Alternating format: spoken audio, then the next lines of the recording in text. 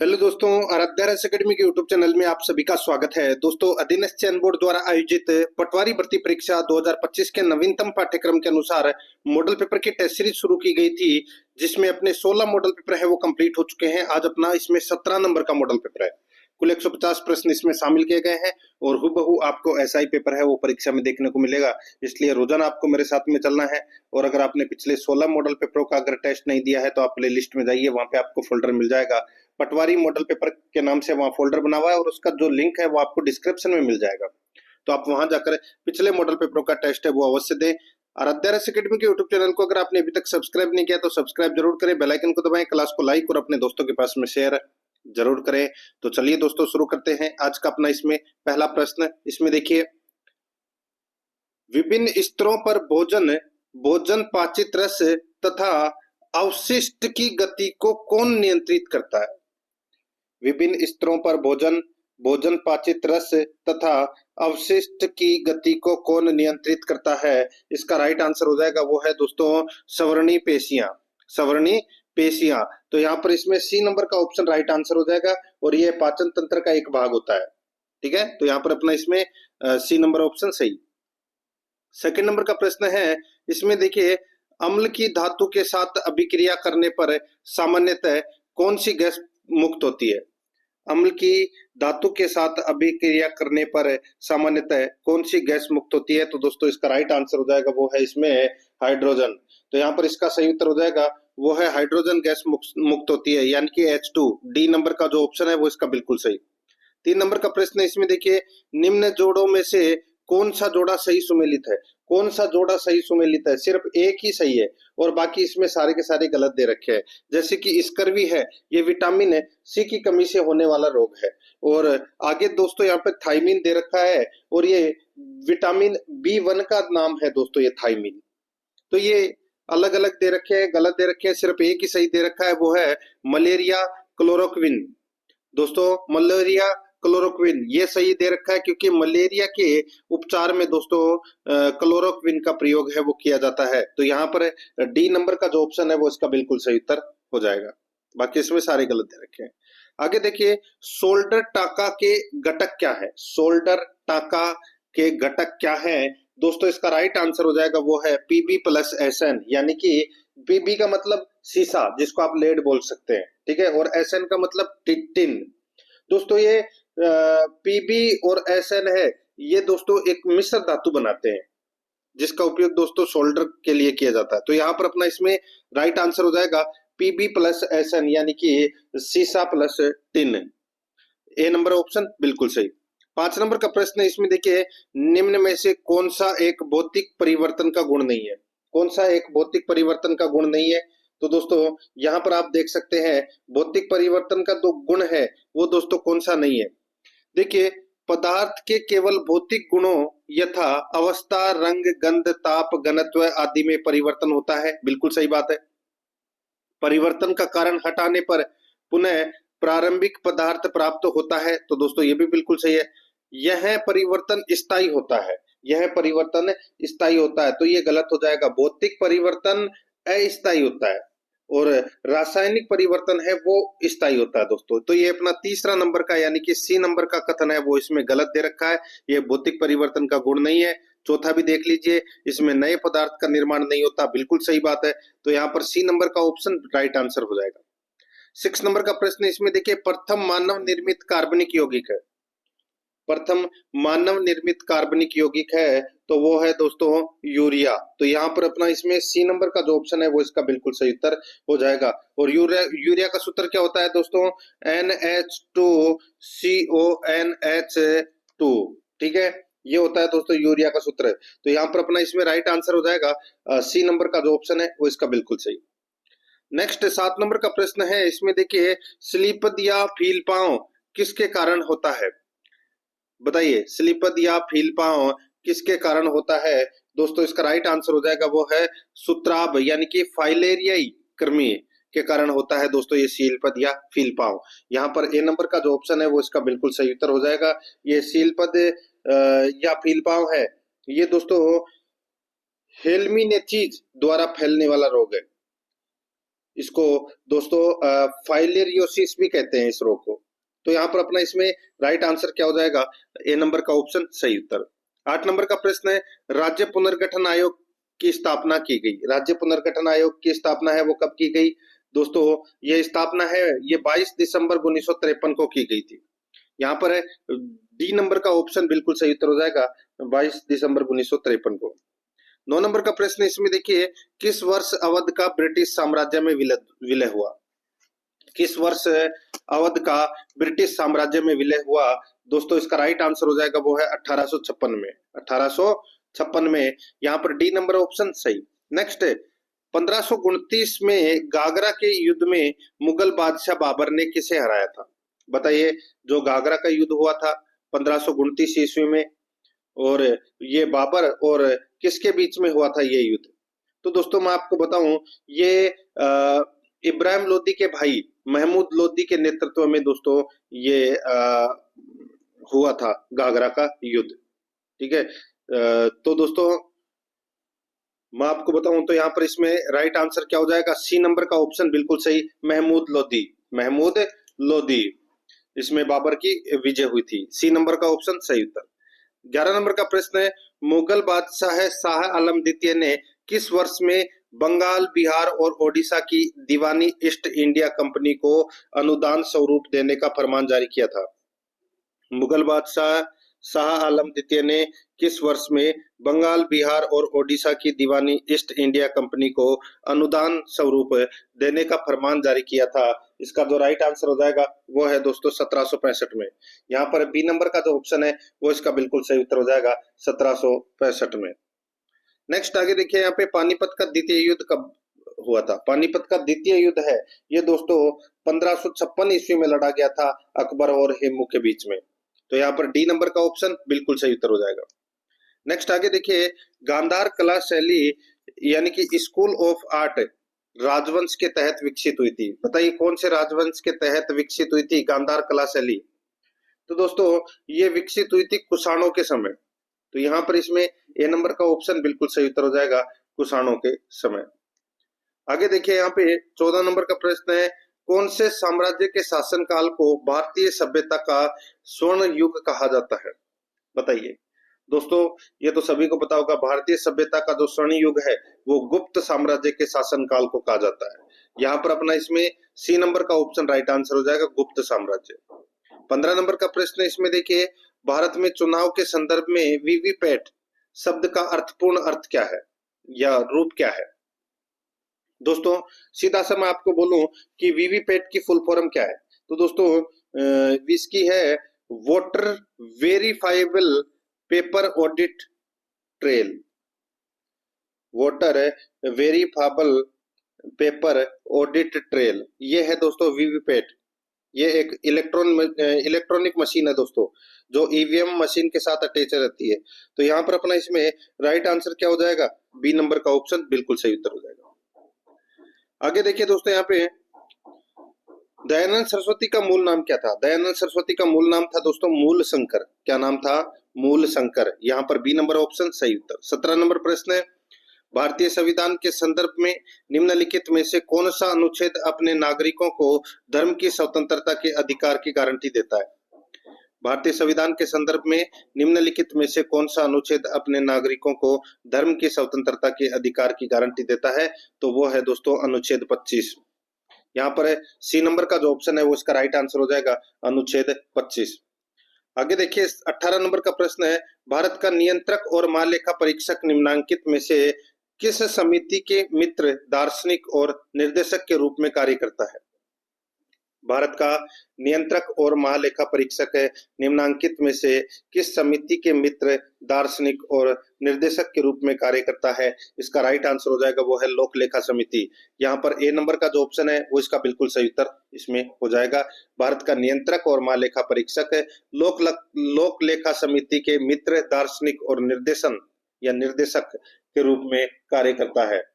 इसमें समिति में कुल 22 सदस्य होते हैं, जिसमें से 15 लोकसभा के और 7 राज्यसभा के होते हैं। राइट आंसर हो जाएगा ए नंबर ऑप्शन सही। आगे देखिए, संसद राज्य सूची के विषय में किस अनुच्छेद के तहत कानून बना सकती है? संसद राज्य सूची के राज्य सूची के विषय पर किस अनुच्छेद के तहत कानून बना सकती है? इसका राइट आंसर हो जाएगा अनुच्छेद 249। यहाँ पर बी नंबर का जो ऑप्शन है वो इसका बिल्कुल सही उत्तर हो जाएगा, अनुच्छेद 249। 20 नंबर का प्रश्न इसमें देखिए, राष्ट्रपति की अध्यादेश बनाने की शक्ति है, राष्ट्रपति की अध्यादेश बनाने की शक्ति है तो वो कौन सी है? तो वो है दोस्तों न्यायिक समीक्षा के अधीन। ठीक है, न्यायिक समीक्षा के अधीन है। राष्ट्रपति की अध्यादेश बनाने की शक्ति न्यायिक समीक्षा के अधीन है। राइट आंसर हो जाएगा दोस्तों सी नंबर का ऑप्शन बिल्कुल सही। अध्यादेश जारी कर सकता है राष्ट्रपति कौन से अनुच्छेद के तहत? 123 अनुच्छेद के तहत, ये भी आपको याद रखना है। 21 नंबर का प्रश्न है, भारतीय संविधान में पहला संशोधन किस वर्ष हुआ था? बताइए, पहला संशोधन है ये दोस्तों 1951 में हुआ था। यहाँ पर अपना इसमें बी नंबर का ऑप्शन बिल्कुल सही उत्तर हो जाएगा। 22 नंबर का प्रश्न है, अंतरराष्ट्रीय शांति को बढ़ावा देने वाले निर्देशक सिद्धांत का उल्लेख संविधान के कौन से अनुच्छेद में वर्णित है? दोस्तों यहाँ पर देखिए, अंतरराष्ट्रीय शांति को बढ़ावा देने वाले निर्देशक सिद्धांत का उल्लेख है संविधान के कौन से अनुच्छेद में वर्णित है? इसका राइट आंसर हो जाएगा अनुच्छेद 51 में। यहाँ पर डी नंबर का जो ऑप्शन है वो इसका बिल्कुल सही उत्तर हो जाएगा, अनुच्छेद 51 में। नेक्स्ट आगे देखिए, 23 नंबर का प्रश्न है, नागरिकों के मूल अधिकार भारतीय संविधान के किस भाग में सम्मिलित किए गए हैं? बताइए, मूल अधिकार कौन से में? दोस्तों मूल अधिकार भाग 3 में, भाग 3 में। यहाँ पर ए नंबर का जो ऑप्शन है सही उत्तर हो जाएगा। नेक्स्ट आगे देखिए, संविधान की 8वीं अनुसूची संविधान 92वां संशोधन अधिनियम 2003 द्वारा यथा अध्ययन में सूचीबद्ध भाषाओं की संख्या कितनी है? बताइए दोस्तों, सीधा सा मैं आपको यहाँ पे बोलूं, क्या पूछा गया है कि भाषाएं कितनी है 92वां संविधान संशोधन 2003 के द्वारा? तो दोस्तों इसका राइट आंसर हो जाएगा, देखिए मूल संविधान में तो 14 भाषाएं थी, ठीक है, फिर 4 और जोड़ी गई 18 हुई, फिर 4 और जोड़ी गई, यानी कि 22 भाषाएं हैं। तो यहाँ पर डी नंबर का जो ऑप्शन है वो इसका बिल्कुल सही उत्तर इसमें हो जाएगा, याद रखना। नेक्स्ट आगे देखिए, भारत में कॉफी उत्पादक राज्यों का निम्नलिखित में से सही घटता हुआ क्रम कौन सा है? भारत में कॉफी उत्पादक राज्यों का निम्नलिखित में से सही घटता हुआ क्रम कौन सा है? दोस्तों सही घटता हुआ क्रम इसमें हो जाएगा कर्नाटक, केरल, तमिलनाडु, आंध्र प्रदेश। ठीक है, ये क्रम है दोस्तों कॉफी उत्पादक राज्यों का सही घटता हुआ क्रम। तो यहाँ पर अपना इसमें राइट आंसर क्या हो जाएगा? सी नंबर का जो ऑप्शन है वो इसका बिल्कुल सही उत्तर इसमें हो जाएगा। और दोस्तों भारत में कॉफी का लगभग आधा भाग या आधा से थोड़ा सा ज्यादा भाग है वो अकेला कर्नाटक उत्पादित करता है दोस्तों। ये घटता हुआ क्रम है, यानी कि सबसे ज्यादा कॉफी का उत्पादन कहाँ होता है? कर्नाटक में। सी नंबर ऑप्शन बिल्कुल सही। आगे देखिए, भारत में सबसे पुराना राष्ट्रीय उद्यान है, सबसे पुराना राष्ट्रीय उद्यान कौन सा है? तो वो है जिम कॉर्बेट राष्ट्रीय उद्यान। यहाँ पर बी नंबर का ऑप्शन राइट आंसर हो जाएगा। कहां पर है ये? दोस्तों ये उत्तराखंड में है। 27 नंबर का प्रश्न है, निम्न में से कौन सी एक प्रायद्वीपीय भारत की नदी नहीं है? बताइए, निम्न में से कौन सी एक प्रायद्वीपीय भारत की नदी नहीं है? तो दोस्तों आपको पता चल गया होगा। यहाँ पर देखिए गोदावरी है, कावेरी है, महानदी है, लेकिन कोसी नहीं है। यहाँ पर बी नंबर का जो ऑप्शन है वो इसका बिल्कुल सही उत्तर हो जाएगा। ठीक है, ये हिमालय नदी है दोस्तों, गंगा, यमुना, कोसी। यहाँ पर इसमें बी नंबर ऑप्शन सही उत्तर। आगे देखिए, वह कौन सी मृदा है जिसमें जल धारण क्षमता अधिक होती है? जल धारण क्षमता है वो दोस्तों अधिक कौन सी मिट्टी में होती है? जिसको अपन बोल सकते हैं दोस्तों काली मृदा। ठीक है, तो यहाँ पर इसका राइट आंसर हो जाएगा दोस्तों, देखिए चिकनी मिट्टी होती है ना, उसको रेंगूर और काली मृदा के नाम से भी जाना जाता है। तो यहाँ पर चिकनी इसका राइट आंसर हो जाएगा। ए नंबर ऑप्शन बिल्कुल सही। 29 नंबर का प्रश्न है, विश्व पर्यावरण दिवस प्रतिवर्ष को मनाया जाता है, कब मनाया जाता है? दोस्तों ये 5 जून को मनाया जाता है विश्व पर्यावरण दिवस। बी नंबर ऑप्शन बिल्कुल सही। आगे देखिए, सुंदरी और मैंग्रोव वृक्ष पाए जाते हैं, सुंदरी और मैंग्रोव वृक्ष पाए जाते हैं दोस्तों, इसका राइट आंसर हो जाएगा वो है ज्वारीय वनों में पाए जाते हैं दोस्तों। ये बी नंबर का जो ऑप्शन है वो बिल्कुल सही, ज्वारीय वनों में। आगे देखिए, पंजाब के मैदानी इलाकों से मानसून पीछे हटने लगता है, पंजाब के मैदानी इलाकों से मानसून पीछे हटने लगता है, इसका राइट आंसर हो जाएगा वो है दोस्तों मध्य सितंबर में, मध्य सितंबर में। सी नंबर का ऑप्शन बिल्कुल सही। आगे देखिए, मेघालय पठार का सर्वोच्च बिंदु शिखर है। मेघालय पठार का सर्वोच्च बिंदु शिखर है तो वो कौन सा है? तो वो है दोस्तों शिलोंग। कौन सा है? शिलोंग। यहाँ पर डी नंबर का जो ऑप्शन है वो इसका बिल्कुल सही उत्तर। नेक्स्ट आगे देखिए, यहाँ पे भारत में कितने राज्य समुद्री सीमा या समुद्री तटरेखा से लगे हैं? बताइए, भारत में कितने राज्य समुद्री तटरेखा से लगे हैं? इसका राइट आंसर हो जाएगा वो है दोस्तों, बताइए, तो 9 राज्य हैं वो समुद्री तटरेखा से लगे हुए हैं। यहाँ पर सी नंबर का जो ऑप्शन है वो इसका बिल्कुल सही उत्तर हो जाएगा। नेक्स्ट आगे देखिए, यहाँ पे फरवरी 2025 में यूनानी चिकित्सा पर अंतर्राष्ट्रीय सम्मेलन कहाँ आयोजित किया गया था? फरवरी 2025 में यूनानी चिकित्सा पर अंतर्राष्ट्रीय सम्मेलन कहाँ आयोजित किया गया था? दोस्तों ये आयोजित किया गया था नई दिल्ली में। यहाँ पर बी नंबर का ऑप्शन सही उत्तर। आगे देखिए, आईआईटी मद्रास और इसरो द्वारा संयुक्त रूप से विकसित एरोस्पेस गुणवत्ता वाले सेमीकंडक्टर चिप का नाम क्या है? आईआईटी मद्रास और इसरो द्वारा संयुक्त रूप से विकसित एरोस्पेस गुणवत्ता वाले सेमीकंडक्टर चिप का नाम क्या है? तो दोस्तों इसका राइट आंसर हो जाएगा वो है आइरिस। यहाँ पर बी नंबर का जो ऑप्शन है वो इसका बिल्कुल सही उत्तर हो जाएगा, आइरिस। 36 नंबर का प्रश्न इसमें देखिए, एशिया का पहला अति यथार्थवादी आदमकद एनिमेट्रॉनिक हाथी एली का अनावरण कहाँ किया गया? एशिया का पहला अति यथार्थवादी आदमकद एनिमेट्रॉनिक हाथी एली का अनावरण कहाँ किया गया? दोस्तों इसका राइट आंसर हो जाएगा ये बेंगलुरु में किया गया। यहाँ पर डी नंबर का जो ऑप्शन है वो इसका बिल्कुल सही, बेंगलुरु में। आगे देखिए, नमस्ते योजना निम्नलिखित में से किस श्रमिक समूह से संबंधित है? दोस्तों ये नमस्ते योजना है, नमस्ते की फुल फॉर्म मैं बताऊं तो दोस्तों नेशनल एक्शन फॉर मैकेनाइज्ड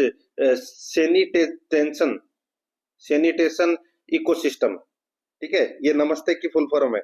तो ये नमस्ते योजना किस श्रमिक समूह से संबंधित है? तो ये दोस्तों स्वच्छता से संबंधित है। दोस्तों ये बी नंबर का जो ऑप्शन है वो इसका बिल्कुल सही। 38 नंबर का प्रश्न है, हिंद महासागर सम्मेलन आईओसी का 8वां संस्करण कहाँ आयोजित किया गया? हिंद महासागर सम्मेलन का 8वां संस्करण कहाँ आयोजित किया गया? दोस्तों ये आयोजित किया गया मस्कट, ओमान में। यहाँ पर बी नंबर का जो ऑप्शन है वो इसका बिल्कुल सही, मस्कट, ओमान में। 39 नंबर का प्रश्न इसमें देखिए, दक्षिण पूर्वी राजस्थान में स्थित भौगोलिक प्रदेश जाना जाता है? दक्षिण पूर्वी राजस्थान में स्थित भौगोलिक प्रदेश जाना जाता है। दोस्तों इसका राइट आंसर हो जाएगा वो है हाड़ौती का पठार में। यहाँ पर डी नंबर का जो ऑप्शन है वो इसका बिल्कुल सही उत्तर हो जाएगा, हाड़ौती का पठार। 40 नंबर का प्रश्न इसमें देखिए, राजस्थान में गैस आधारित विद्युत परियोजना कहाँ स्थित है? राजस्थान में गैस आधारित विद्युत परियोजना कहाँ स्थित है? दोस्तों इसका राइट आंसर हो जाएगा वो है अंता। यहाँ पर सी नंबर का जो ऑप्शन है वो इसका बिल्कुल सही उत्तर हो जाएगा, अंता। 41 नंबर का प्रश्न है, इसमें देखिए, सूची फर्स्ट को सूची सेकंड से सुमेलित करना है। सूची फर्स्ट में बांध है और सूची सेकंड में नदी है। सूची फर्स्ट में बांध है और सूची सेकंड में नदी है। दोस्तों यहाँ पर देखिए, अकावद बांध है, ये कौन सी नदी पर है? अकावद बांध है, ये कौन सी नदी पर है? तो दोस्तों ये परवन नदी पर है, अकावद बांध। मेजा बांध है, ये दोस्तों कोठारी नदी पर है। कहाँ पर है? कोठारी नदी पर। सीकरी बांध का है तो दोस्तों ये रूपारेल नदी पर है दोस्तों, ये सीकरी बांध। और चूली देह बांध है, ये काली सिंध नदी पर है। तो यहाँ पर इसमें राइट आंसर क्या हो जाएगा? 4-3-2-1, 4-3-2-1। तो यहाँ पर इसका सही उत्तर हो जाएगा सी नंबर का ऑप्शन, बिल्कुल सही। नेक्स्ट आगे देखिए, निम्नलिखित में से किस पुरातात्विक स्थल से यूनानी शासक मिनांडर की मुद्राएं प्राप्त हुई है? बताइए, किस पुरातात्विक स्थल से यूनानी शासक मिनांडर की मुद्राएं प्राप्त हुई है? इसका जो सही उत्तर हो जाएगा वो है दोस्तों इसमें बैराट से। यहाँ पर सी नंबर का जो ऑप्शन है वो इसका बिल्कुल सही उत्तर हो जाएगा, बैराट से। 43 नंबर का प्रश्न इसमें देखिए, निम्नांकित राज्यों व उनके शासकों की सूचियों को सुमेलित कीजिए। दोस्तों सूची फर्स्ट और सूची सेकंड दोस्तों यहाँ पर दे रखा है, ठीक है। तो यहाँ पर क्या लिखा गया है कि निम्नांकित राज्यों व उनके शासकों की सूची। देखिए यहाँ पे सूची फर्स्ट में राज्य दे रखे हैं और सूची सेकंड में दोस्तों शासक दे रखे हैं। अपने को बताना है कि देखिए कौन सा कहाँ का शासक है। देखिए बूंदी के शासक थे दोस्तों देव सिंह। कौन थे? देव सिंह है, ये बूंदी के शासक थे। जोधपुर के शासक दोस्तों मालदेव थे और जयपुर के शासक दोस्तों ईश्वरी सिंह और रणथंभौर के शासक गोविंदराज। तो यहाँ पर दोस्तों इसका राइट आंसर क्या हो जाएगा, इसमें सारे के सारे पहले से ही सही सुमेलित हैं, 1 2 3 4 इसका राइट आंसर हो जाएगा, यानी कि अपना इसमें ए नंबर का ऑप्शन बिल्कुल सही। 44 नंबर का प्रश्न है, 18वीं शताब्दी के मध्य में जाट वंश का किन रियासतों पर आधिपत्य था? 18वीं शताब्दी के मध्य में जाट वंश का किन रियासतों पर आधिपत्य था? यहाँ पर इसका राइट आंसर हो जाएगा दोस्तों, वो है इसमें धौलपुर भरतपुर। यहाँ पर बी नंबर का जो ऑप्शन है वो इसका बिल्कुल सही उत्तर हो जाएगा, धौलपुर भरतपुर। 45 नंबर का प्रश्न इसमें देखिए, मारवाड़ में सामंतों की 4 श्रेणियां में जो शामिल नहीं थी, बताइए मारवाड़ में सामंतों की 4 श्रेणियां थी, कौन कौन सी? राजवी नंबर 1, नंबर 2 सरदार, नंबर 3 गनायत और नंबर 4 मुत्सद्दी। तो यहाँ पर इसका राइट आंसर क्या हो जाएगा? उमराव। उमराव है ये दोस्तों, ये नहीं थी 4 श्रेणियों में। तो यहाँ पर अपना इसमें ए नंबर का जो ऑप्शन है वो सही उत्तर इसमें हो जाएगा। नेक्स्ट आगे देखिए, यहाँ पे 46 नंबर का प्रश्न है, निम्नलिखित में से कौन सा युग्म सही सुमेलित नहीं है? कौन सा युग्म सही सुमेलित नहीं है वो अपने को यहाँ पर बताना है। दोस्तों देखिए, अनुच्छेद 154 राज्य की कार्यपालिका शक्तियों से संबंधित है, बिल्कुल सही है। अनुच्छेद 155 है, ये राज्यपाल की नियुक्ति से संबंधित है, बिल्कुल सही है। अनुच्छेद 156 राज्यपाल की नियुक्ति हेतु योग्यताएं, ये इसमें गलत दे रखा है। अनुच्छेद 156 है ये दोस्तों राज्यपाल की नियुक्ति राष्ट्रपति द्वारा 5 वर्ष की अवधि के लिए की जाती है, ठीक है। तो यहाँ पर दोस्तों अवधि यानी कि कार्यकाल की बात हो रही है दोस्तों यहाँ पे। तो ये अपना नियुक्ति हेतु योग्यताएं, ये अपना इसमें गलत दे रखा है। और राज्यपाल की नियुक्ति हेतु योग्यताओं का जो संबंध है वो दोस्तों अनुच्छेद 157 और 158 से है। ये तो कार्यकाल से संबंधित है, 5 वर्ष के कार्यकाल से संबंधित। और देखिए अनुच्छेद 163 ये राज्य मंत्री परिषद से संबंधित है, बिल्कुल सही। यहाँ पर सी नंबर का ऑप्शन सही उत्तर हो जाएगा। आगे देखिए, लोकायुक्त संस्था है, लोकायुक्त संस्था कौन सी है? दोस्तों सांविधिक एवं सलाहकारी संस्था है लोकायुक्त। यहाँ पर ए नंबर का ऑप्शन सही उत्तर हो जाएगा। 48 नंबर का प्रश्न है, राजस्थान राज्य निर्वाचन आयोग की स्थापना कब हुई? राजस्थान राज्य निर्वाचन आयोग की स्थापना कब हुई? तो दोस्तों ये हुई 1 जुलाई 1994 को, 1 जुलाई 1994 को। यहाँ पर डी नंबर का ऑप्शन सही उत्तर। नेक्स्ट आगे देखिए, राजस्थान राज्य मानवाधिकार आयोग के अध्यक्ष एवं सदस्यों की चयन समिति में निम्नलिखित में से कौन शामिल नहीं होता? राजस्थान राज्य मानवाधिकार आयोग के अध्यक्ष एवं सदस्यों की चयन समिति में निम्नलिखित में कौन शामिल नहीं होता है? तो कौन शामिल नहीं होता? तो दोस्तों राज्यपाल इसमें शामिल नहीं होता, ठीक है। इसमें मुख्यमंत्री, विधानसभा का अध्यक्ष, सदस्य, राज्य का गृह मंत्री और विधानसभा में विपक्ष का नेता, ठीक है। लेकिन इसमें दोस्तों राज्यपाल नहीं होता इसमें शामिल। तो यहाँ पर इसमें ए नंबर का ऑप्शन बिल्कुल सही। आगे देखिए, राज्य के उच्च न्यायालय के बारे में निम्नलिखित पर विचार कीजिए। दोस्तों राज्य के उच्च न्यायालय के संबंध में अपने को कथनों पर विचार करना है और बताना है कि दोस्तों कौन सा कथन है वो इसमें सत्य है, ठीक है। कूट भाषा में दोस्तों अपने को क्या करना है? उत्तर देना है। इसमें देखिए दोस्तों, यहाँ पे संविधान के अनुच्छेद 213 में प्रावधान है कि प्रत्येक राज्य में एक उच्च न्यायालय होगा। तो दोस्तों यहाँ पर पहला ही कथन है वो क्या दे रखा है? पहला ही कथन दोस्तों इसमें गलत दे रखा है। दोस्तों अनुच्छेद 213 नहीं, मैं आपको बताऊं तो दोस्तों देखिए अनुच्छेद 214 से और 232 तक ये उच्च न्यायालय से संबंधित है। तो अनुच्छेद 213 तो दोस्तों इसमें क्या दे रखा है? गलत दे रखा है। तो ये अपना इसमें गलत हो जाएगा, पहला ही कथन। और देखिए यहाँ पे राज्य उच्च न्यायालय के न्यायाधीशों की नियुक्ति राष्ट्रपति द्वारा की जाती है, बिल्कुल सही है। अनुच्छेद 226 के अंतर्गत उच्च न्यायालय को कुछ लेख है यानी कि रिट जारी करने का अधिकार है, बिल्कुल सही है। भारतीय संविधान के प्रावधान के तदनुसार 2 तथा 2 से अधिक राज्यों के लिए एक ही उच्च न्यायालय का गठन किया जा सकता है। तो दोस्तों ये भी बिल्कुल सही है। तो यहाँ पर 2 3 4 है वो इसमें क्या है? सही है। 2 3 4 इसमें क्या है? सही है। तो यहाँ पर इसका राइट आंसर क्या हो जाएगा? पहला कथन गलत है, 2 3 4 सही है, सी नंबर का ऑप्शन बिल्कुल सही। नेक्स्ट 51 नंबर का प्रश्न इसमें देखिए, भारत के संविधान का कौन सा संविधान संशोधन अधिनियम राजस्थान मंत्री परिषद के आकार को सीमित करता है? ये तो सभी को पता होगा दोस्तों। ये दोस्तों 91वां संविधान संशोधन 2003, ठीक है। इसमें ये प्रावधान किया गया था कि कुल विधानसभा के कुल सदस्य संख्या के 15% से अधिक मंत्री परिषद की संख्या नहीं होगी। तो यहाँ पर अपना इसमें राइट आंसर हो जाएगा डी नंबर का ऑप्शन, बिल्कुल सही। नेक्स्ट आगे देखिए, राजस्थान विधानसभा का सदस्य रहे बिना कोई व्यक्ति कितने महीने तक राजस्थान में मंत्री पद पर रह सकता है?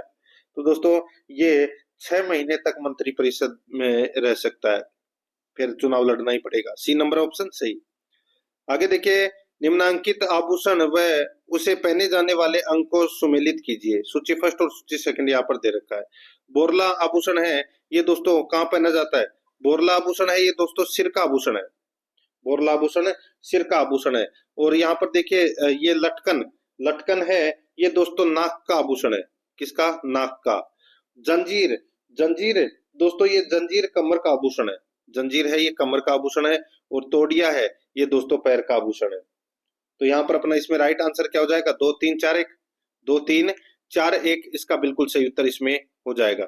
मित्रों यहाँ पर देखिए एक चीज मैं आपको बताना चाहता हूँ, पटवारी भर्ती परीक्षा के सिलेबस के अनुसार ऑब्जेक्टिव क्लासें हैं वो प्रारंभ कर दी गई है सब्जेक्ट वाइज।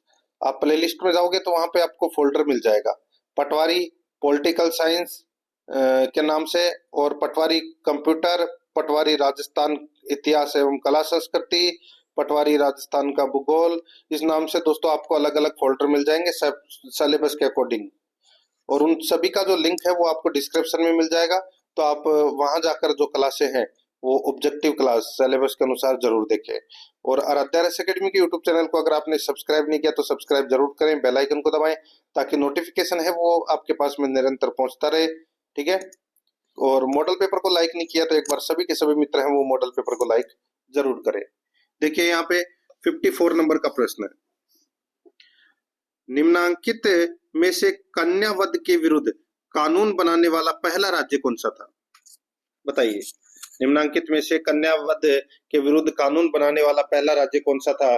इसका सही उत्तर हो जाएगा वो है दोस्तों इसमें कौन सा था? तो वो था कोटा। यहाँ पर डी नंबर का जो ऑप्शन है वो इसका बिल्कुल सही उत्तर हो जाएगा, कोटा।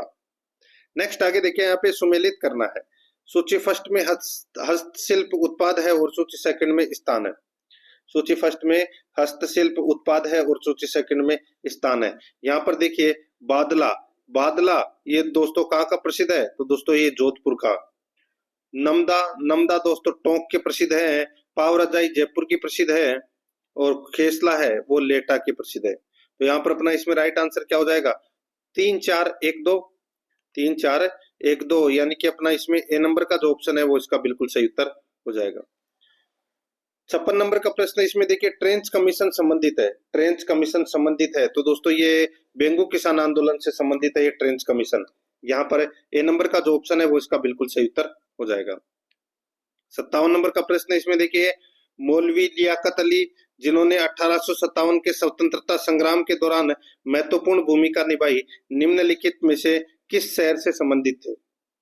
मौलवी लियाकत अली जिन्होंने 1857 के स्वतंत्रता संग्राम के दौरान महत्वपूर्ण भूमिका निभाई, निम्नलिखित में से किस शहर से संबंधित थे? तो यहाँ पर इसका राइट आंसर हो जाएगा वो है इसमें ये संबंधित थे दोस्तों मौलवी लियाकत अली ये इलाहाबाद से संबंधित थे दोस्तों। डी नंबर का जो ऑप्शन है वो इसका बिल्कुल सही उत्तर हो जाएगा, यानी कि प्रयागराज, वर्तमान प्रयागराज। आगे देखिए, सन 1907 में चूरू में स्वामी गोपाल दास ने किस सभा की स्थापना की थी? स्वामी गोपाल दास ने कौन सी सभा की स्थापना की थी? तो दोस्तों सर्वहितकारिणी सभा की स्थापना की थी। सी नंबर का ऑप्शन सही उत्तर। 59 नंबर प्रश्न इसमें देखिए, कोटा के महाराव भीम सिंह कौन सा संघ बनाना चाहते थे? तो दोस्तों वो संघ बनाना चाहते थे हाड़ौती संघ। यहाँ पर सी नंबर का ऑप्शन सही उत्तर, हाड़ौती संघ। नेक्स्ट आगे देखिए, गलता तीर्थ पर स्थित मंदिर किस देवता को समर्पित है? गलता तीर्थ पर स्थित मंदिर कौन से देवता को समर्पित है? तो दोस्तों ये सूर्य देवता को समर्पित है। यहाँ पर डी नंबर का ऑप्शन बिल्कुल सही उत्तर हो जाएगा। आगे देखिए, राजस्थान की किस चित्र शैली में नारियों को शिकार करते हुए दर्शाया गया है? राजस्थान की किस चित्र शैली में नारियों को शिकार करते हुए दर्शाया गया है? इसका राइट आंसर हो जाएगा वो है कोटा। यहाँ पर सी नंबर का जो ऑप्शन है वो इसका बिल्कुल सही, कोटा। नेक्स्ट आगे देखिए, मुगल सम्राट शाहजहां के समय से ही प्रसिद्ध नाहर नृत्य के आयोजन की परंपरा कहाँ प्रचलित है? बताइए, मुगल सम्राट शाहजहां के समय से ही प्रसिद्ध नाहर नृत्य की परंपरा है वो कहाँ प्रचलित है? दोस्तों राइट आंसर हो जाएगा वो है भीलवाड़ा में, मंडल भीलवाड़ा में। राइट आंसर हो जाएगा यहाँ पे सी नंबर ऑप्शन सही। 63 नंबर का प्रश्न है, सूची फर्स्ट में नृत्यों के प्रकार दे रखे हैं और सूची सेकंड में संबंधित स्थानों के साथ मिलान करना है। ठीक है दोस्तों, देखिए जो ये ढोल नृत्य है ये कहाँ पर किया जाता है? दोस्तों ढोल नृत्य जालोर और सांचौर क्षेत्र में किया जाता है। बम नृत्य दोस्तों ये अलवर भरतपुर डीग क्षेत्र में किया जाता है। और ये जो राय नृत्य है, ठीक है, ये डूंगरपुर बांसवाड़ा में किया जाता है ये राय नृत्य। यहाँ पर इसका राइट आंसर हो जाएगा 213। 213 कौन से ऑप्शन में है? तो यहाँ पर बी नंबर का ऑप्शन इसका सही उत्तर हो जाएगा।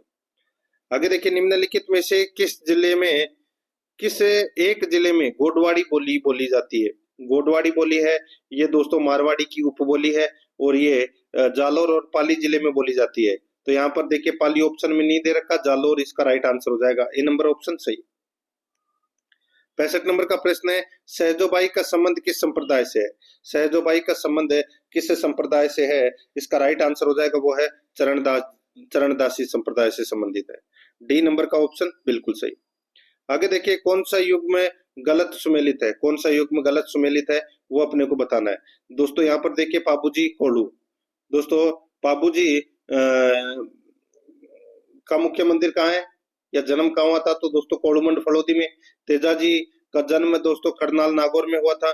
मल्लीनाथ जी का जो जन्म है वो दोस्तों देखिए यहाँ पे गागरोन ये गलत दे रखा है। दोस्तों मल्लीनाथ जी का जो जन्म स्थान है वो तिलवाड़ा बालोतरा में है, ठीक है। और रामदेव जी का जन्म है वो दोस्तों रामदेवरा। तो दोस्तों मैं आपको बताऊं, देखिए गलत युग्म का बताना है अपने को, ठीक है। रामदेव जी का जन्म तो दोस्तों उंडू काश्मीर बाड़मेर में हुआ था। रामदेवरा है वो इसमें गलत दे रखा है। मुख्य मंदिर कर लीजिए दोस्तों इसमें, जैसे कि पाबूजी का मुख्य मंदिर है वो कहाँ पर है? कोल्हू में। तेजाजी का मुख्य मंदिर खड़नाल में है और मल्लीनाथ जी का मुख्य मंदिर है वो दोस्तों कहाँ पर है?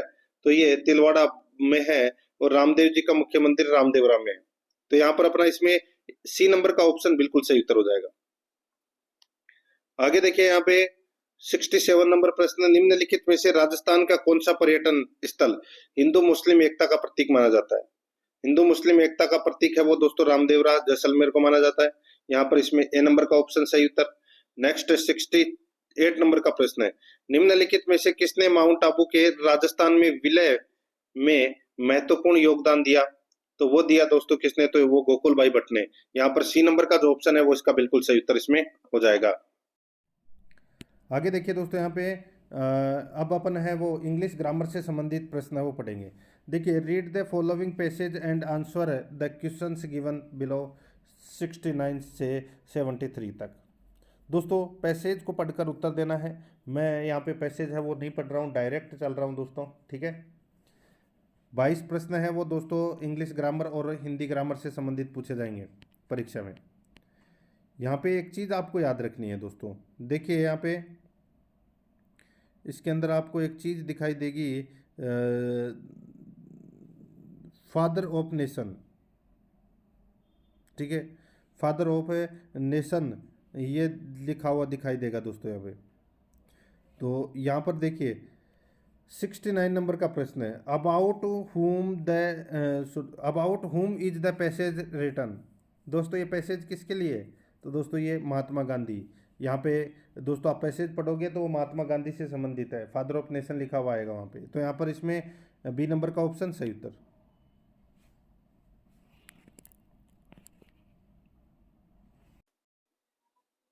आगे देखिए दोस्तों यहाँ पे 70 नंबर का प्रश्न है, we can pay to him real tribute by. We can pay to him real tribute by. तो यहाँ पर इसका राइट आंसर हो जाएगा वो है दोस्तों फॉलोइंग द पथ ही सोड एंड डूइंग ओवर ड्यूटी। तो यहाँ पर इसमें बी नंबर का ऑप्शन बिल्कुल सही उत्तर हो जाएगा। यहाँ पे देखिए 71 नंबर प्रश्न है, why is he called he great internationalist. बताइए दोस्तों इसका सही उत्तर हो जाएगा वो है because he believed in essential unity of man and religion. तो यहाँ पर अपना इसमें डी नंबर का ऑप्शन सही उत्तर हो जाएगा। आगे देखिए, choose the word that can replace the underline word in the passage. तो यहाँ पर इस प्रश्न का जो राइट आंसर हो जाएगा वो है दोस्तों, यहाँ पर देखिए, यहाँ पे मैं आपको बताऊं इसके अंदर क्या पूछा गया है। इसके अंदर दोस्तों एक वर्ड है दोस्तों पैसेज के अंदर। देखिए मैं यहाँ पे आपको बताऊं, वो वर्ड है ये वाला, देखिए इसको अंडरलाइन कर लेना। यही प्रश्न है वो पूछा गया है, इम्यूटेबल। तो दोस्तों इसका क्या पूछा गया है यहाँ पे कि choose the word that can replace the underline word in the passage. तो यहाँ पर इसका जो राइट आंसर हो जाएगा वो हो जाएगा दोस्तों इसमें कौन सा, तो वो हो जाएगा इंटरनल। तो यहाँ पर इसमें ए नंबर का ऑप्शन बिल्कुल सही। आगे देखिए, what great lesson did this great man show us for life. What great lesson did this great man show us for life. तो यहाँ पर इसका राइट आंसर हो जाएगा वो है इसमें the way to live and the way to die. यहाँ पर सी नंबर का ऑप्शन बिल्कुल सही। आगे देखिए, find out which part of the sentence contains an error. दोस्तों अपने को यहाँ पे एरर बताना है कि कौन से पार्ट में एरर है। 10 rupees are an exclusive prize for this pen, बताइए। तो दोस्तों यहाँ पर देखिए, इसमें मैं आपको बताऊं तो देखिए यहाँ पर 10 रुपीज, ठीक है, ये दोस्तों क्या है, एक वचन है। और यहाँ पर देखिए इसमें आर एन एक्सक्लूसिव, तो दोस्तों यहाँ पे आर का प्रयोग है वो गलत होगा यहाँ पे, तो यहाँ पे इज का प्रयोग होगा दोस्तों ये। तो यहाँ पर बी नंबर का ऑप्शन सही उत्तर हो जाएगा। आगे देखिए, find out which part of the sentence contains an error. तो वही एरर बताना है। The horse and carriage are at the door, बताइए कौन से पार्ट में एरर है। तो दोस्तों इसमें देखिए, इसमें द हॉर्स एंड कैरिज ये एक वचन का करता है, तो एक वचन के कारण दोस्तों इसमें भी इज का प्रयोग होगा। तो यहाँ पर आर का प्रयोग नहीं होगा दोस्तों, तो यहाँ पर इज का प्रयोग होगा। यहाँ पे सी नंबर का ऑप्शन राइट आंसर हो जाएगा। नेक्स्ट आगे देखिए, सिनोनिम है वो बताना है, यानी कि समानार्थक शब्द बताना है। देखिए रिकमेंडेड, रिकमेंडेड का मतलब क्या होता है दोस्तों, जैसे कि किसी की नौकरी के लिए रिकमेंडेड किया गया, ठीक है, तो इसका समानार्थी शब्द हो जाएगा वो हो जाएगा अप्रूव। यहाँ पर अपना इसमें डी नंबर का ऑप्शन बिल्कुल सही। आगे देखिए, गिव द एंटोनियम ऑफ, यानी कि अपने को विलोम शब्द बताना है। यहाँ पर देखिए दोस्तों विलोम शब्द देखिए ओपेक्यू, ओपेक, ओपेक का मतलब क्या होता है, ओपेक का मतलब होता है अपारदर्शी। क्या होता है, अपारदर्शी। और यहाँ पर देखिए ट्रांसपेरेंट, इसका मतलब होता है पारदर्शी। तो यहाँ पर बी नंबर का ऑप्शन राइट आंसर हो जाएगा। आगे देखिए, give the meaning of the idioms, यानी कि मुहावरा है। यहाँ पर देखिए a burning question, a burning question, इसका अर्थ होता है ज्वलंत प्रश्न, यानी कि ये इसका राइट आंसर हो जाएगा an important question of the day. तो यहाँ पर इसमें बी नंबर का ऑप्शन सही उत्तर। अब अपन दोस्तों हिंदी ग्रामर से संबंधित प्रश्न है वो पढ़ रहे हैं। देखिए 79 से, निम्नलिखित में से किस शब्द में व्यंजन संधि है। व्यंजन संधि किस में है, तो दोस्तों यहाँ पे देखिए उच्छ्वास, उच्छ्वास में उत प्लस श्वास, तो यहाँ पर इसमें व्यंजन संधि है। डी नंबर का ऑप्शन सही। आगे देखिए, दुस्साहस शब्द में उपसर्ग चुनिए। दुस्साहस शब्द में उपसर्ग चुनिए, तो दोस्तों वो है इसमें दुस, दुस उपसर्ग लगा हुआ है दोस्तों, यहाँ पर ए नंबर ऑप्शन बिल्कुल सही। आगे देखिए, बैलगाड़ी शब्द में प्रयुक्त समास है। बैलगाड़ी शब्द में प्रयुक्त समास है तो वो कौन सा है, तो वो है दोस्तों बैल से चलने वाली गाड़ी। तो यहाँ पर तत्पुरुष समास है दोस्तों, इसमें डी नंबर ऑप्शन सही। आगे देखिए, किस क्रमांक में सूत और एक होता है सूत, शब्द युग्म का सही अर्थ भेद है। दोस्तों यहाँ पर देखिए, इसमें मैं आपको बताऊं, देखिए सारथी पुत्र, ठीक है, देखिए ये वाला जो सूत है इसका मतलब होता है सारथी, और एक सूत होता है इसका मतलब होता है पुत्र। तो यहाँ पर इसमें ए नंबर का ऑप्शन बिल्कुल सही। आगे देखिए, निम्नलिखित शब्दों में कौन सा शब्द समुद्र का पर्यायवाची है। समुद्र का पर्यायवाची कौन सा है, तो वो है रत्नाकर। रत्नाकर है ये दोस्तों समुद्र का पर्यायवाची है। ए नंबर ऑप्शन सही उत्तर। आगे देखिए, किस विकल्प में सही विलोम युग्म नहीं है? किस विकल्प में सही विलोम युग्म नहीं है? यहाँ पर इसका जो राइट आंसर हो जाएगा दोस्तों, वो है इसमें कौन सा? तो दोस्तों देखिए, प्रश्न प्रश्न विषण, ये गलत हो जाएगा दोस्तों। यहाँ पर प्रश्न का क्या हो जाएगा? प्रश्न हो जाएगा। तो यहाँ पर इसमें सी नंबर का ऑप्शन राइट आंसर हो जाएगा, ये युग्म गलत दे रखा है। नेक्स्ट आगे देखिए, सभी भारतीय गीता के महात्म्य से परिचित हैं, इस वाक्य में रेखांकित शब्द का शुद्ध रूप क्या हो जाएगा? तो यहाँ पे महात्म्य जो शब्द दे रखा है, इसका जो शुद्ध रूप हो जाएगा वो हो जाएगा दोस्तों, देखिए, महात्म्य, ये वाला हो जाएगा, तय पूरा नहीं आधा आएगा। यहाँ पर इसमें सी नंबर का ऑप्शन सही उत्तर। 86 नंबर का प्रश्न है, इनमें संयुक्त वाक्य कौन सा है? इनमें संयुक्त वाक्य कौन सा है? यहाँ पर देखिए दोस्तों, वह आगे बढ़ गया लेकिन परिवार पीछे रह गया। यहाँ पर ए नंबर का ऑप्शन बिल्कुल सही। 87 नंबर का प्रश्न, इसमें देखिए, किस वाक्यांश के लिए प्रयुक्त शब्द सार्थक नहीं है? किस वाक्यांश के लिए प्रयुक्त शब्द सार्थक नहीं है?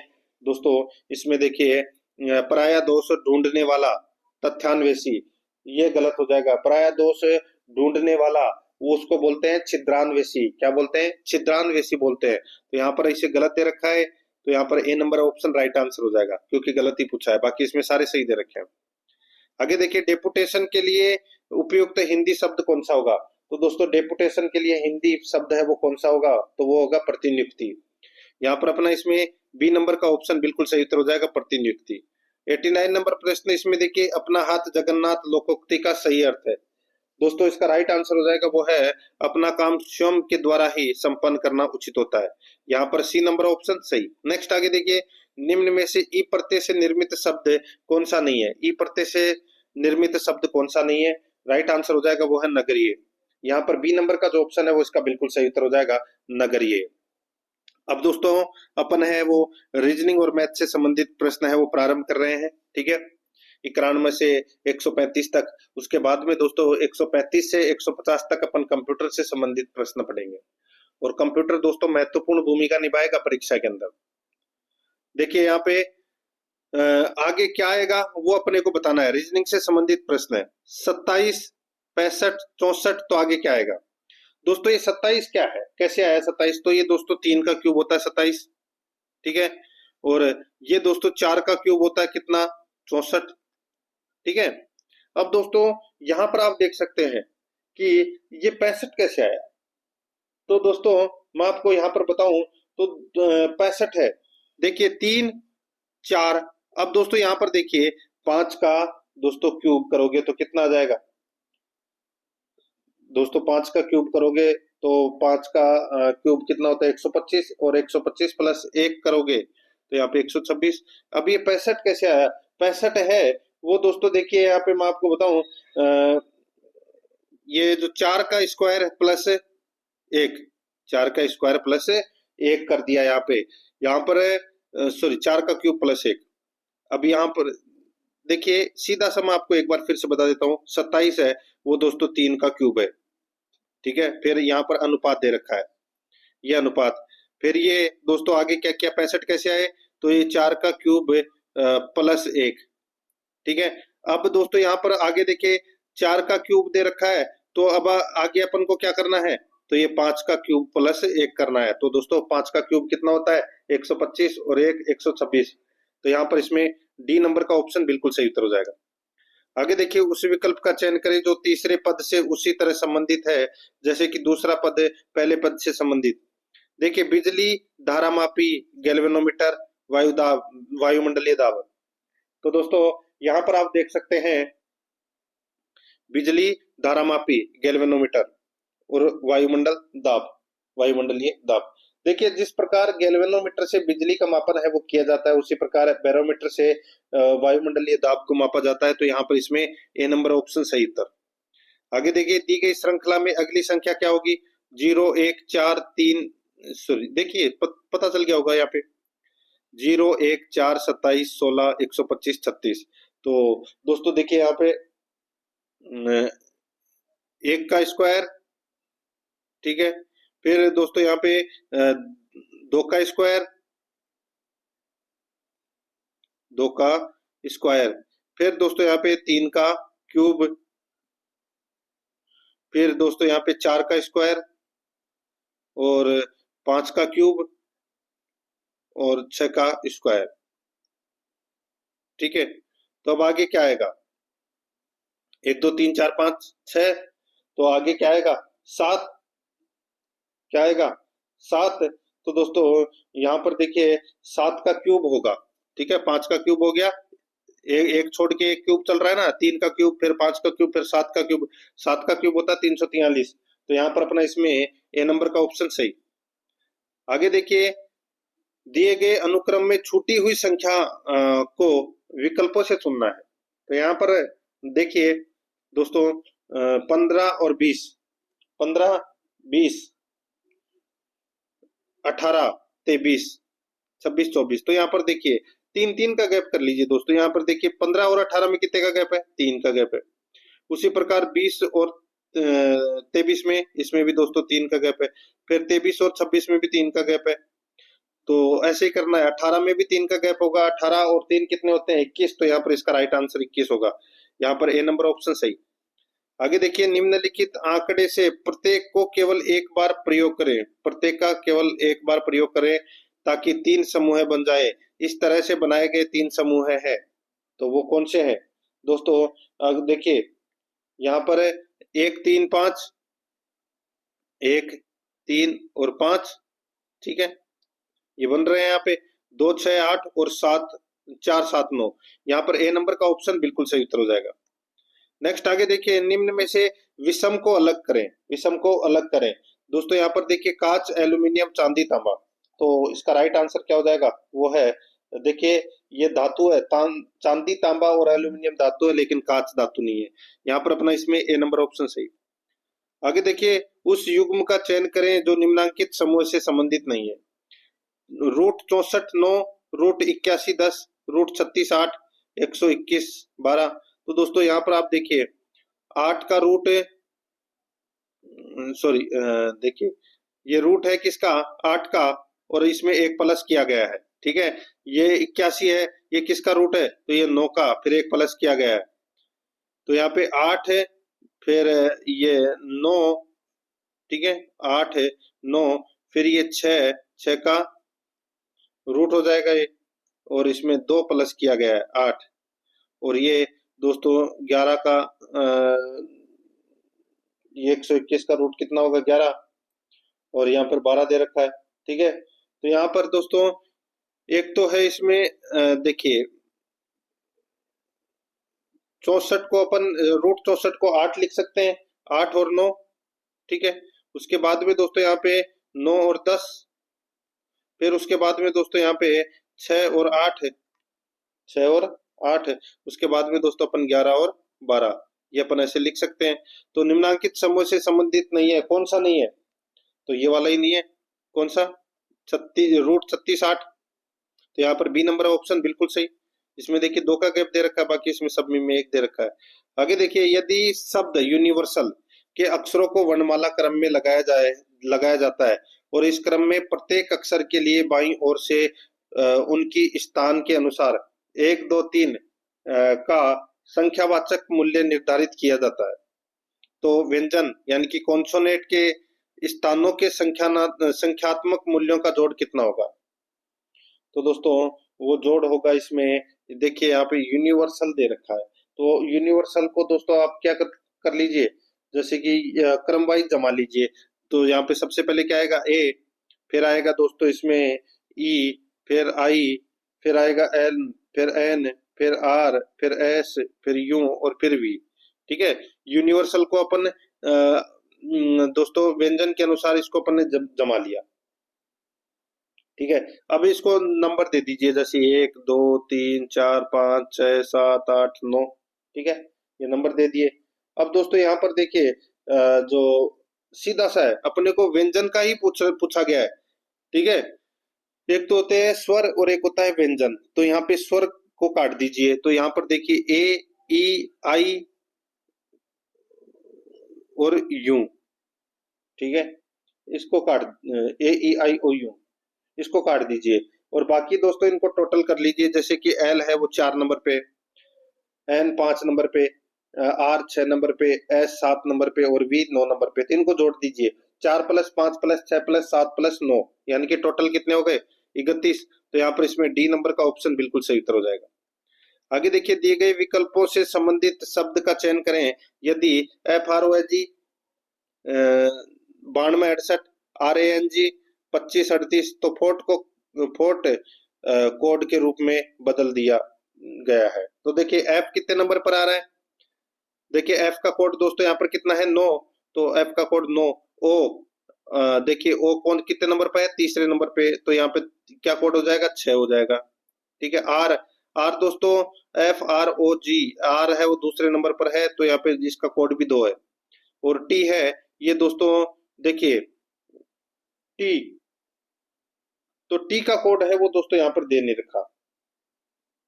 ठीक है, तो टी का कोड क्या हो जाएगा इसमें, टी का कोड दोस्तों इसमें 7 हो जाएगा। तो यहाँ पर इसमें राइट आंसर क्या हो जाएगा, वो है सी नंबर का जो ऑप्शन है वो इसका बिल्कुल सही।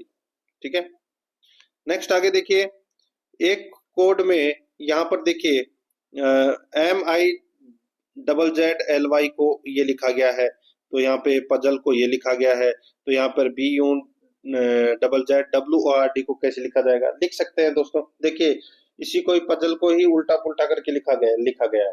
ठीक है, उसी प्रकार मैं आपको बताऊं, इसको अगर अपन लिखेंगे तो ये ऐसा लिखा जाएगा, पहला नंबर का ऑप्शन बिल्कुल सही उत्तर हो जाएगा इसका। आगे देखिए, एक कोड में यदि ग्रीन को ITGGP लिखा जाता है, तो इसी कोड में पिंक को कैसे लिखा जाएगा। दोस्तों देखिए, जी में 2 प्लस किया, आर में 2 प्लस किया, ई में 2 प्लस किया, ऐसे सब में 2 प्लस करना है।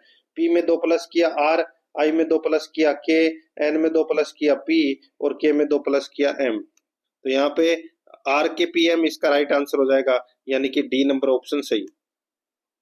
आगे देखिए, श्रीमती एक्स के श्रीमती एक्स के पति श्रीमती वाई की माता के इकलौते बेटे हैं। यदि श्रीमती एक्स के भाई और श्रीमती वाई के पति चचेरे भाई हैं, तो श्रीमती एक्स का श्रीमती वाई से क्या संबंध हो जाएगा।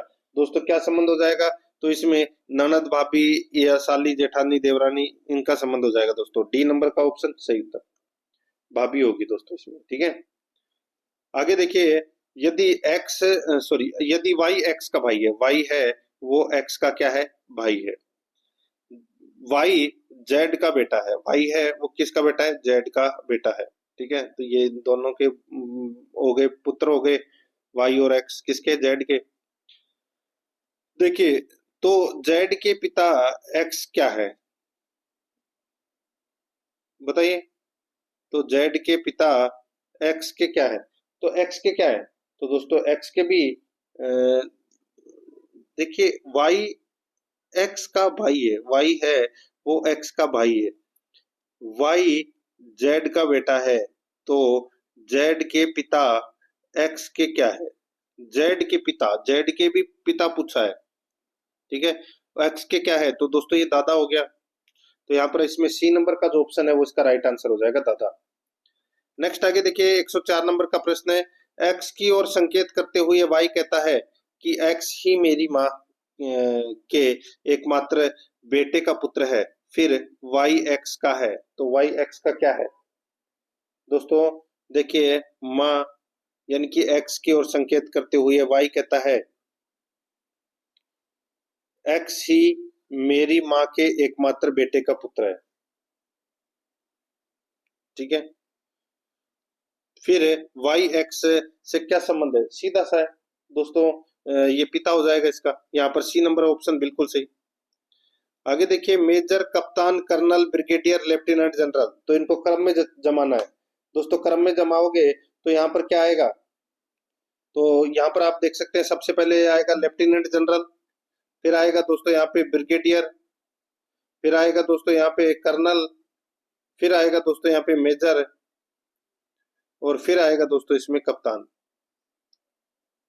ठीक है, तो यहाँ पर इसमें 5 4 3 1 2 इसका राइट आंसर हो जाएगा, यानी कि ए नंबर का जो ऑप्शन है वो इसका बिल्कुल सही।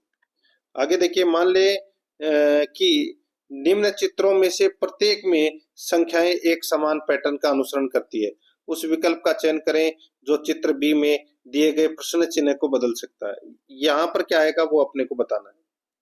दोस्तों ये 101 और 35 को जोड़ लीजिए। 101 और 35 को क्या करना है, सॉरी देखिए यहाँ पे 101, ये 38 कैसे आया बीच में, ये भी आपको पता होना चाहिए। तो दोस्तों 101 और 15, 101 और 15 को क्या कर लीजिए, जोड़ लीजिए, यानी कि कितना हो जाएगा 116 माइनस। अब दोस्तों यहाँ पे 35 और 43 को जोड़ लीजिए तो कितने हो जाएंगे, तो दोस्तों ये हो जाएंगे 78। अब 116 में से 78 गए तो कितने बचे 38। ठीक उसी प्रकार अपने को भी ऐसा ही करना है। 48 और 184 कितने होते हैं, ये होते हैं 232। और 56 और 34 कितने होते हैं, तो ये होते हैं 90। तो 232 में से 90 गए तो कितने बचे 142। तो यहाँ पर इसका राइट आंसर हो जाएगा डी नंबर ऑप्शन सही। नेक्स्ट आगे देखिए, वही प्रश्नवाचक चिन्ह के स्थान पर क्या आएगा वो बताना है। ये रहा प्रश्नवाचक चिन्ह, देखिए 5 4 9 20, 5 4 9 20। तो दोस्तों यहाँ पर 5 को 4 से मल्टीप्लाई किया, कितना आया 20। ठीक है, इसको भी ऐसे ही कर देंगे, 8 को 3 को 8 से मल्टीप्लाई कर देंगे तो कितना आ गया 24। अब दोस्तों यहाँ पर आप देखिए 20 तो आ गया। अब जो 5 और 4 है इसको प्लस कर लीजिए, 5 और 4 को प्लस किया तो कितना आ गया 9। ठीक है, तो यहाँ पे तो आ गया 20 और इधर हो गया 9। तो 8 और 3 कितने हो गए 11 और 8 3 24। ठीक है, तो यहाँ पे 9 और 4 13। ठीक है, और 9 चौके 36। तो यहाँ पर इसमें डी नंबर का ऑप्शन बिल्कुल सही उत्तर हो जाएगा। नेक्स्ट आगे देखिए, ये परिच्छेद को पढ़कर उत्तर देना था दोस्तों। ये आप पैसेज पढ़ोगे तो ऑटोमेटिक इनका उत्तर है वो दे सकते हैं।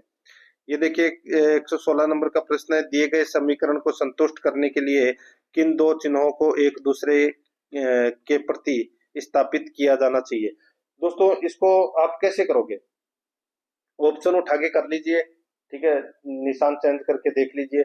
मैं यहाँ पे बताऊं, देखिए माइनस की जगह प्लस कर लीजिए और प्लस की जगह माइनस कर लीजिए, उत्तर निकल कर आ जाएगा दोस्तों आपका यहाँ पे 99। यहाँ पर ए नंबर ऑप्शन सही उत्तर।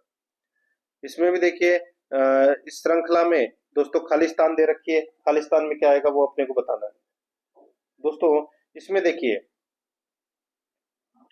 इसमें जो क्रम बनेगा वो हो जाएगा दोस्तों MON का,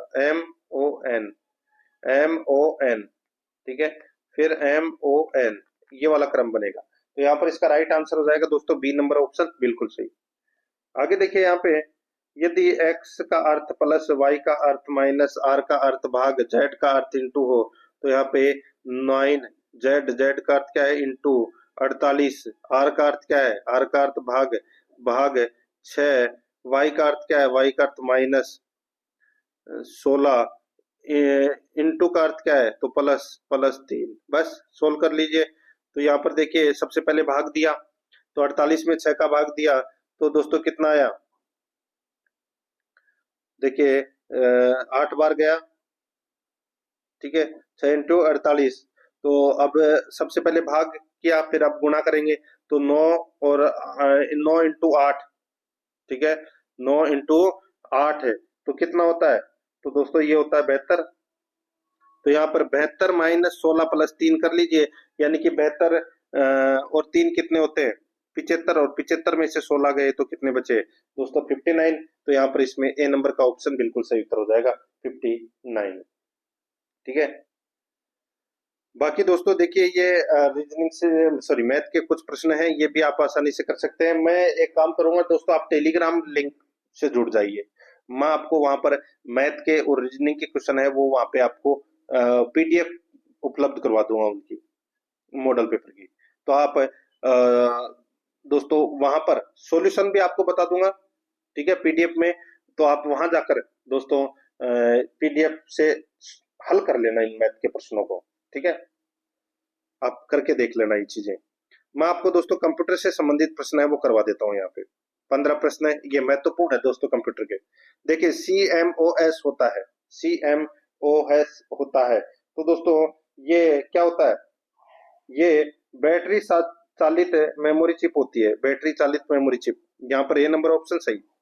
आगे देखिए, कंप्यूटर में सीपीयू का वह भाग जो जोड़, बाकी, गुणा भाग एवं तुलनात्मक गणना करने का कार्य करता है, तो वो करता है दोस्तों एएलयू, अर्थमेटिक लॉजिक यूनिट।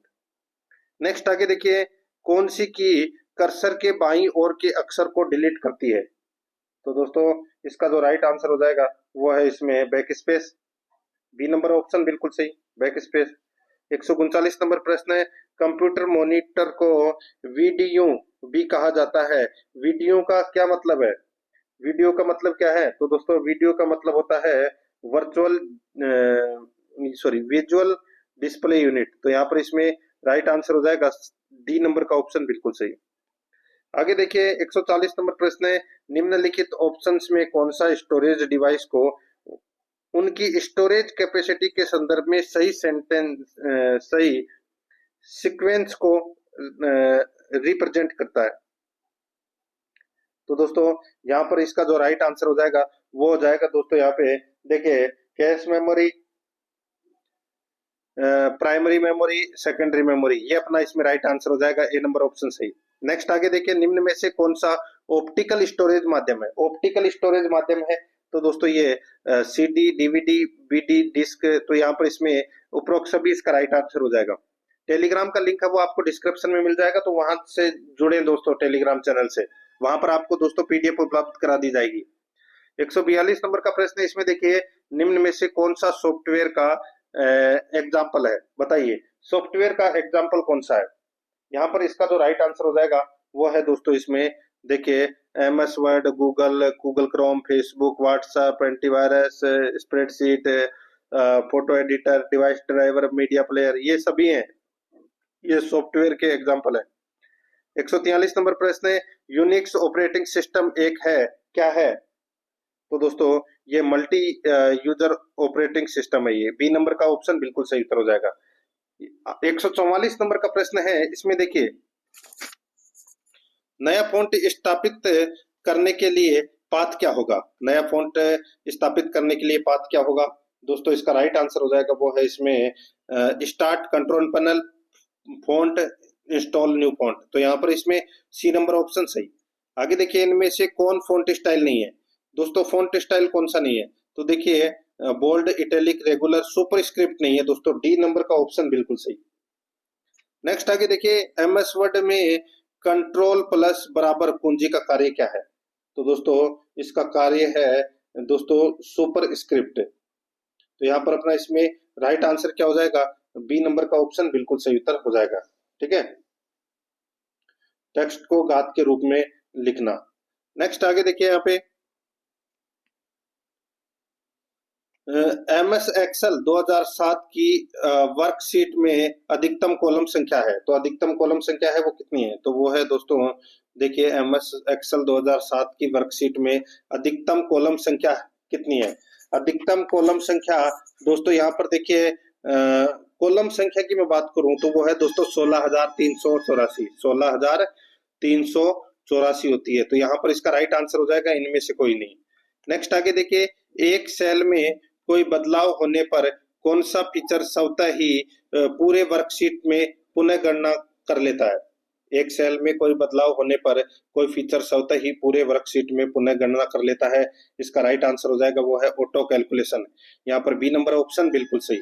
आगे देखिए, एक नया प्रेजेंटेशन निम्न में से बनाया जा सकता है, एक नया प्रेजेंटेशन निम्न में से बनाया जा सकता है, इसका राइट आंसर हो जाएगा वो है दोस्तों खाली प्रेजेंटेशन से, पुराने प्रेजेंटेशन से, डिजाइन टेम्पलेट से। तो इसका राइट आंसर हो जाएगा उपरोक्त सभी। नेक्स्ट आगे देखिए, निम्न में से किस ऑप्शन द्वारा प्रेजेंटेशन की एक प्रिंटेड कॉपी प्राप्त होती है? राइट आंसर हो जाएगा वो है दोस्तों ऑडियंस हैंडआउट। तो यहाँ पर इसमें डी नंबर का जो ऑप्शन है वो इसका बिल्कुल सही उत्तर इसमें हो जाएगा, ये आपको इसमें याद रखना है।